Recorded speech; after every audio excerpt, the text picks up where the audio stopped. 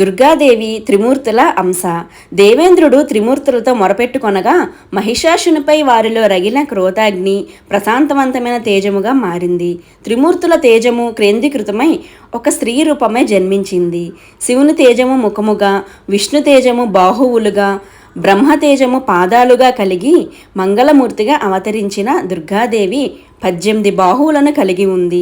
ఆమెకు శివుడు శూలమును, విష్ణువు చక్రమును, ఇంద్రుడు వజ్రాయుధమును, వరుణదేవుడు పాశము, బ్రహ్మదేవుడు అక్షమాల, హిమవంతుడు కమండలము సింహమును వాహనంగా ఇచ్చారు. ఇలా సర్వదేవతలు ఆయుధాలను సమకూర్చుకొని మహిషాసురుని సైన్యంతో తలపడి భీకరమైన యుద్ధాన్ని చేసింది. ఒక్కొక్క రోజు ఒక్కొక్క అవతారంలో రాక్షసుడితో పోరాడి మహిషాసురుని చంపి దేవతలకు విముక్తి కలిగించింది దుర్గామాత. ఇలా చెడుపై నుంచి విజయానికి గుర్తుగా దసరా పండుగను 9 రోజుల పాటు జరుపుకుంటాము. ఓం శ్రీ